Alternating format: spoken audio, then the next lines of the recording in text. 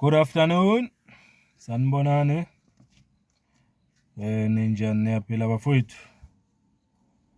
Asithembe niyaphila. Mfowethu Mkhonza nibingelelayo. Thank you so much for being here supporting this channel.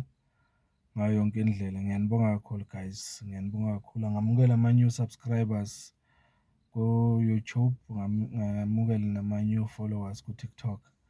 Ngicela uma ungaka subscribe nawe wenze kanjalo sikhulise le channel. Ngiyabonga kakhulu. Bengingakaze ngeke ngiphawule noma ngenze ivideo ngithi ukuphawula kancane ngalokho kwenzeke lapha e-legislature e-KZN.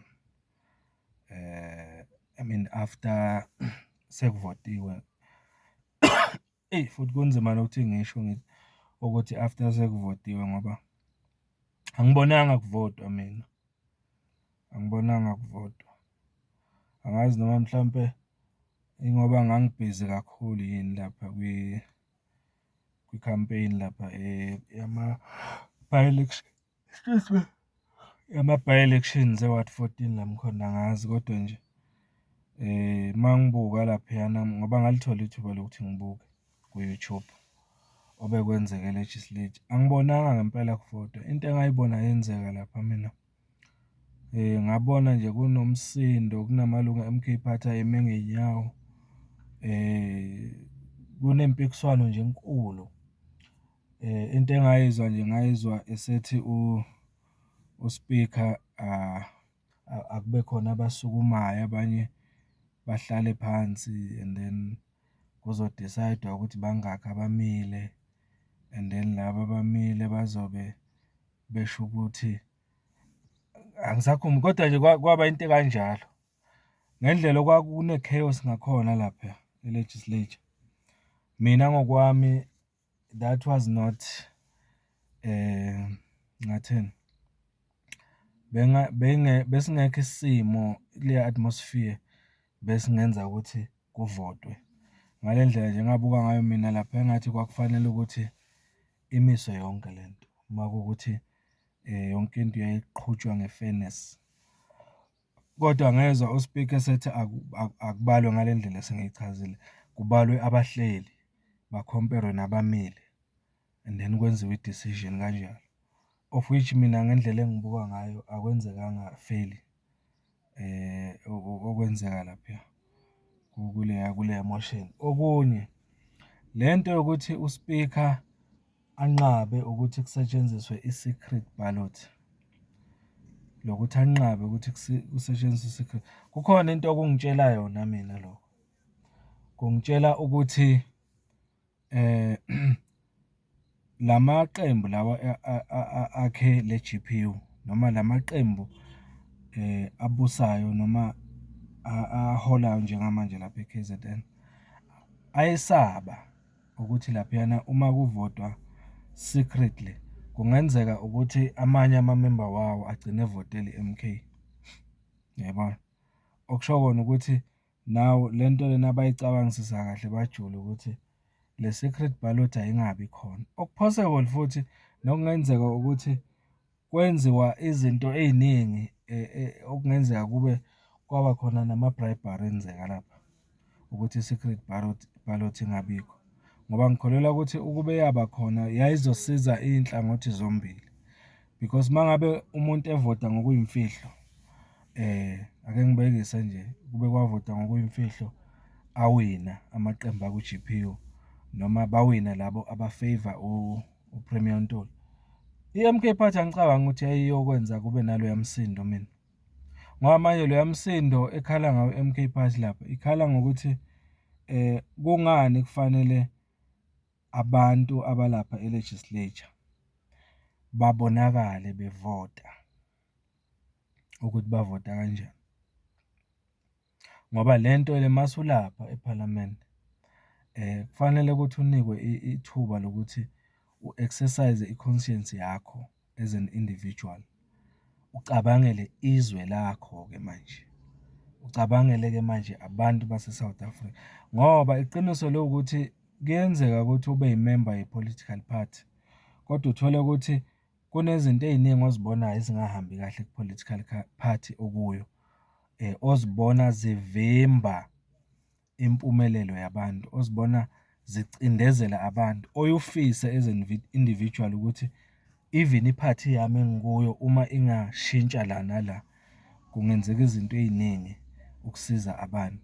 So, lokuvota ngokuyimfihlo kunika umuntu ithuba lokuthi uma evota, avote ngokwendlela afisa ukubona kuphumelela ngayo iy'fiso zabantu base-South Africa.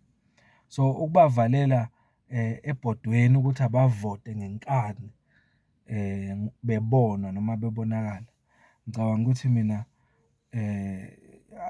akunayo i-fairness lokho, akunika umuntu ukuthi akhululeke enze lento ngokukhululeka.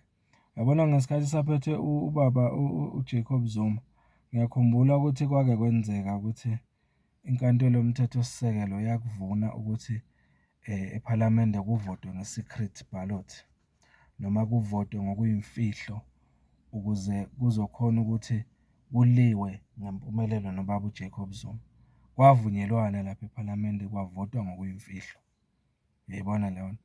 So, kodwa manje ngapha ngoba kubonakala kuzovuna yena ubaba uZuma, le mfihlo noma lokuvota ngokuyimfihlo sekuyachithwa ukuthi kwenzeke. Okusho kona ukuthi impi ebilokhu ikhona yonke le minyaka against uZuma iyaqhubeka, and manje iqhubeka even kwiqembu lakhe le-M_K Party. Uyayibona? Okusho ukuthi even noma uZuma manje engazihlalela ekhaya kodwa i-M_K Party nje bakwaziwa ukuthi uyena oyisungulile nokhomanda wayo. Vele sekuzokhiphelwa isibhongo kuyo-ke manje i-M_K Party. Izimpi abahlulekile ukuziwina against uZuma sebazama manje ukuthi bazilwe against i-political party yakhe okuyi-M_K Party. Ngendlela mina engibuka ngayo kunzima kakhulu. Ngizwile-ke nokho ukuthi kukhona okuyinsolo ezikhona zokuthi uSpeaker walapha e-legislature e-KZN umama lo bani Ntembeko Boyce nombani engazuthi kukhona ukukhohlakala okwenziwa wuye no-current premier ubaba uNtuli. Angazi bahamba baya phesheya baspendi iy'mali ey'ngakanani okokuthi kwaku-against indlela okwakufanele kwenze ngalo i-ofisi lika-Premier KZN. Ngizwile ngathi impela nje kunama-case avuliwe njengamanje kuzophenywa konke lokho. Kodwa-ke mina njengomkhofu wami Khonza ngibona kungasasisizi ngalutho ngoba njengamanje vele si-fed up singabantu be-M_K ngendlela okwenzeke ngayo. Uma kuwukuthi kuzoba nenye i-motion ezofakwa against uPremier uNtuli, ngicabanga ukuthi mina ngokwami ayi sesivele sibambezelekile ngoba bekufanele kwenzeke lokhu konke khona manje kulo Disemba nje. Bakuhluleke manje nje sokuthi kuyoba into yangonyaka ozayo futhi kuzoba nzima kakhulu ukuthi sihlale siphethwe kulesa sifundazwe ngabantu okungafanele ngabe baphethe ngendlela abathola ngayo amavoti. Bathola amavoti amancane kakhulu. I-M_K Party kufanele ngayiphethe lapho. So, kodwa ngokuthi i-fairness ayikho kunje. Asazi iyozala nkomoni, but nje into mina eyangicasula kakhulu lapha ukuthi angibonanga kuvotwa. Angibonanga kuvotwa. Angazi wena, ngiyacela ukuthi kule video niphawule bafethu ukuthi ngokwakho wena, ngokwakho ukhulume nje honestly, ngokwakho ingabe yenzeka yini le vote of no confidence kuleya motion? Kwavotwa yini ngalela langa? Uma uthi kwavotwa, awusichazele ukuthi kwavotwa kanjani. Mhlampe yimi ongabonanga. Kwavotwa yini vele? Laba abathi bawina ukuthi uPremier uNtuli aqhubeke ephethe bavota kanjani? Bawina kanjani futhi? Awusichazele ngoba mina angibonanga. Ngokwami nje akuvotwanga. Into engayibona nje